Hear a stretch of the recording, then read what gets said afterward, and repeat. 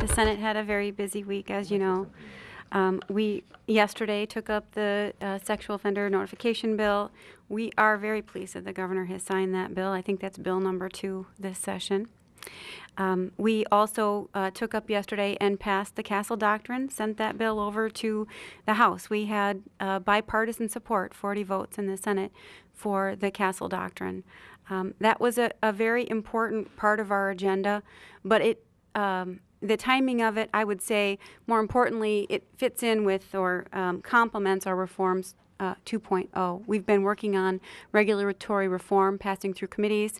Voter ID, a very important part of our work this year, passed through the State Government Committee.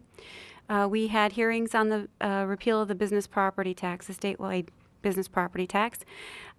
3 bills are advancing in the Senate right now on that. One from Senator Peterson, which was the proposal that the governor vetoed last year, a very moderate plan to phase out and eliminate the statewide business property tax.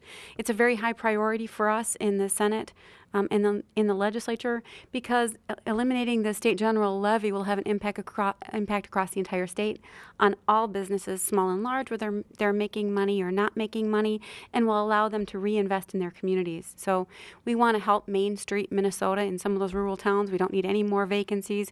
What we need is for those small business owners to be able to succeed, stay in their business, and engage in economic activity. This is one of the best ways to stimulate the economy, job growth in the state of Minnesota. And to split the Republicans from law enforcement. I mean, you used to be the party of law and order, and on issue after issue, I find, I'm not saying who's right, but the law enforcement community is up here saying one thing, and the Republican Party is doing the other thing. Castle Doctrine being the most recent example. What happened? I thought you were supportive of the police, prosecutors, and we are chiefs. We absolutely are. I mean, Castle Doctrine, and I think, when it came to the concealed carry permitting thing, we had some of the same things. There were some of the proponents were, screaming wildly that the sky was going to fall. There's going to be shootouts in out in the streets, and hundreds of thousands of permits were going to be issued. And it came back, and it was nothing, and we haven't seen any of the these Chicken Little scenarios that sky was gonna fall. So I think it's maybe a position from them as an organization.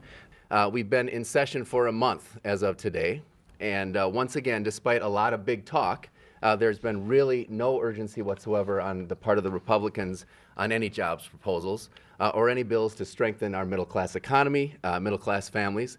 If things don't change, I am fearful that 2012 is going to be a repeat of the do-nothing 2011 session, which was the least productive session in the history of the state. So my question really, and I think the question Minnesotans ought to be asking, is when? When are we going to see some serious jobs bills?